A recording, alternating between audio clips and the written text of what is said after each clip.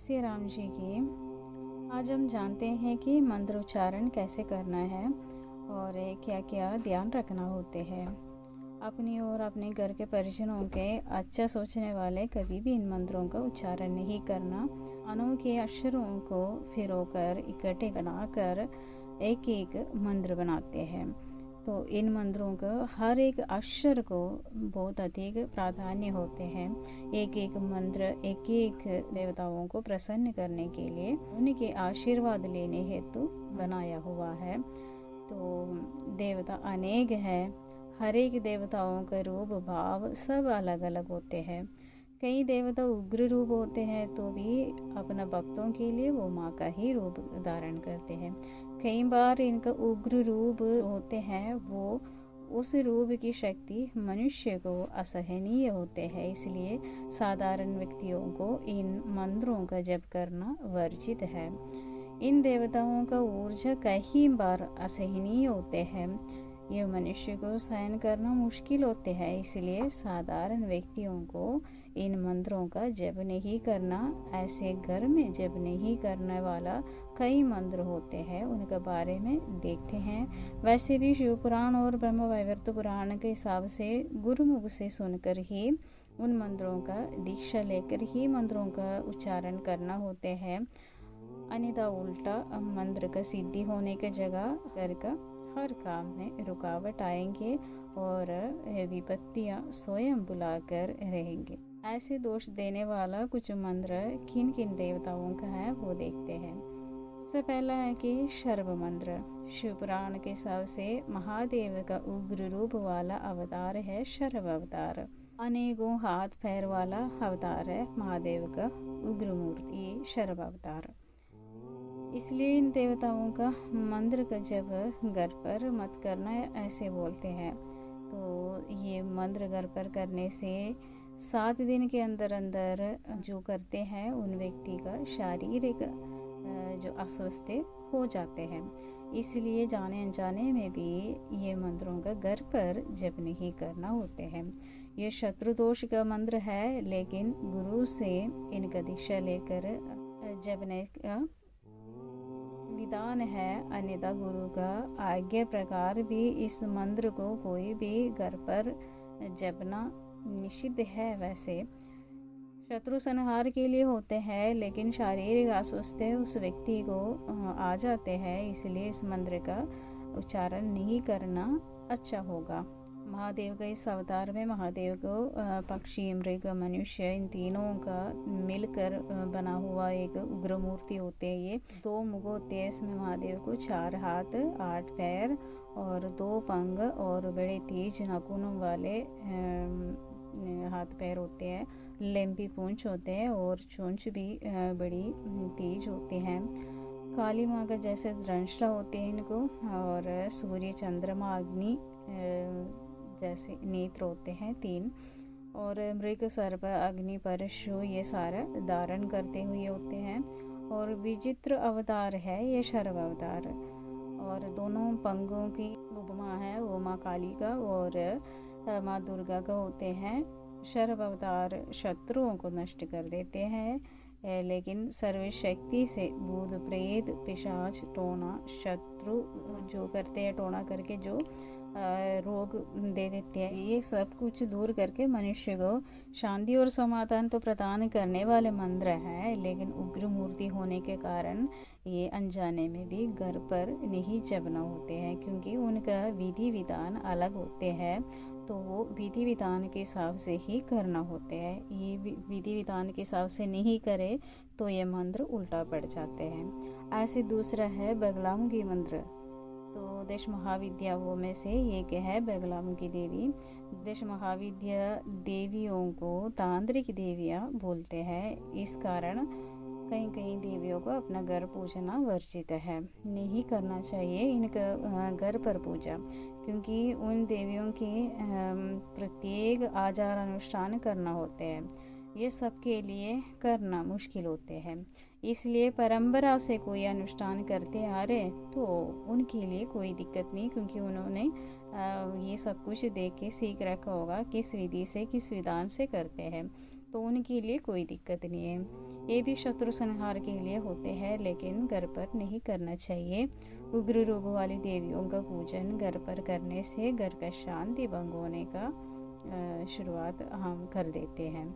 तो इन देवियों का जो साधारण पूजा नहीं होते हैं, संपूर्ण अनुष्ठानों का और विधि विधान से करना होते हैं, नहीं तो उल्टा दोष हमें लग जाते हैं। और अगला है यमराज यंत्र मंत्र। ये भी शत्रुदोष और जो लोग मृत्यु का वैसे करते हैं, जो अल्पायु वगैरह होते हैं, कुंडली में देखे पता चलते हैं अल्पायु है, तो उनके लिए तो करते हैं, लेकिन ये उल्टा पड़ जाते हैं, क्योंकि इनका भी अलग विधि विधान होते हैं जो करने का। तो इसलिए ये यंत्र घर लेके आते ही हम अपने ही नाश का शुरुआत करते ही है।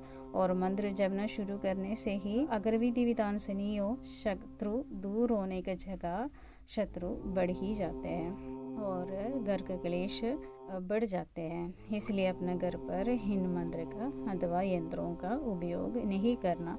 ऐसे करने से अपने परिवार का ही नाश करते हैं हम स्वयं। अगला है गड़गरावन मंत्र। ये बहुत बड़े मंत्र है। ये गुरु के सम्मुख बैठ के करना होते हैं। गुरु के सन्निधि में ही ये मंत्र का करने का विधान है। फिर भी इस मंत्र को कोई भी गुरु आदेश नहीं देते हैं, क्योंकि परिवार का स्वयं हम दोष कर देते हैं इसके लिए। जो ये करने से विधि विधान तो गुरु के सन्निधि में बैठ के गुरु बता देते हैं कैसे करना कैसे नहीं करना। फिर भी कोई अक्षर गलत हो जाते हैं या कुछ, तो हम बाद में अक्षर वगैरह गलत हो जाते हैं, उसके लिए तो हम क्षमा प्रार्थना तो करते हैं हर एक पूजन का लास्ट में, लेकिन इन मंत्रों को बिना बात के हम नहीं करना होते हैं। अगला है महाभैरव मंत्र। महादेव का अवतारों में एक अवतार है।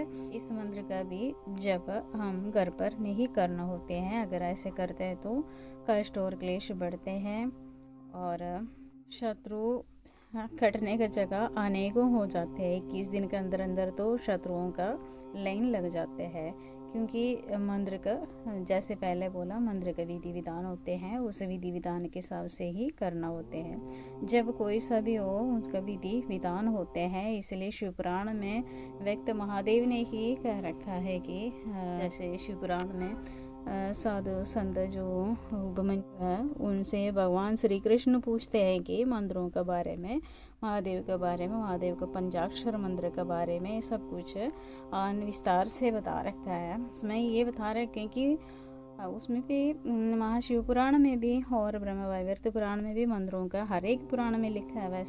वैसे विस्तार में बता रखा है कि ओंकार का उच्चारण भी गुरुमुख से सुनकर ही आप लोग उच्चारण कर सकते हैं, वरना नहीं।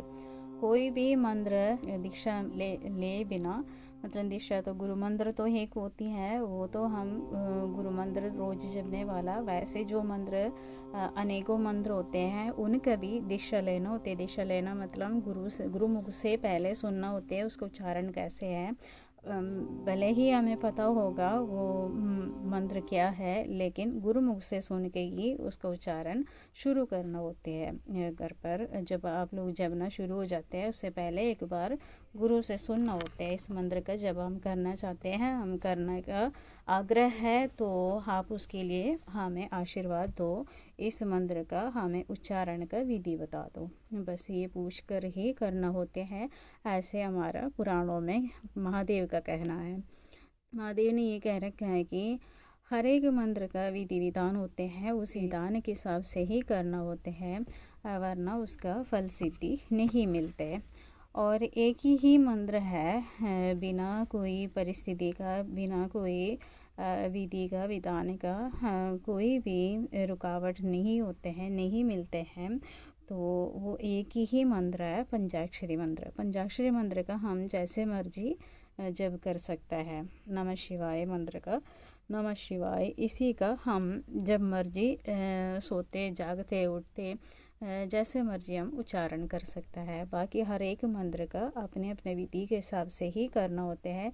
इसलिए आजकल तो यूट्यूब से तो निरी सारी मंत्र मिलेगा, बहुत सारे मंत्र मिलेगा। कभी वशीकरण का, कभी शत्रु दोष का, कभी संधान का, कभी क्या बताते हैं, हर एक मंत्र जैसे दुकान में बिकते हैं ऐसे ही अपने व्यूज़ बढ़ाने के लिए अनेकों मंत्रों का जो लाइन लगा के रखता है यूट्यूब में। लेकिन ये गलत है, कोई भी नहीं करना होते हैं। अगर पुराण वेद पुराण का जो ज्ञान हो वो लोग ऐसे नहीं करते हैं, नहीं करना चाहिए। अगर जिनको पता ही नहीं है उनके लिए कहते हैं। तो वेद पुराण कोई पढ़ता ही नहीं है, इसलिए इन चीज़ों का ज्ञान हर एक को नहीं है। जो लोग सोचते हैं ये मंत्र पढ़ेगा तो सब मेरा वश में हो जाएंगे, लेकिन वश में होने से जगह हो जाते होंगे थोड़ी देर के लिए, लेकिन वो उल्टा प्रभाव देते हैं। भगवान उसका उल्टा ही प्रभाव कुछ दिन बाद ही दिखा देती है। घर में कुछ ना कुछ अनर्थ भगवान दिखा देते हैं।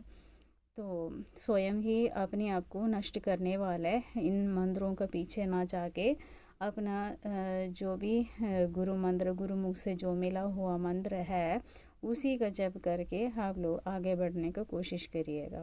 आशा करती हूँ आप लोगों को ये जानकारी पसंद आ गई। अगर पसंद आ गया तो लाइक और शेयर कर लीजिएगा। सब कुछ ऐसे राम जी की। हर हर महादेव।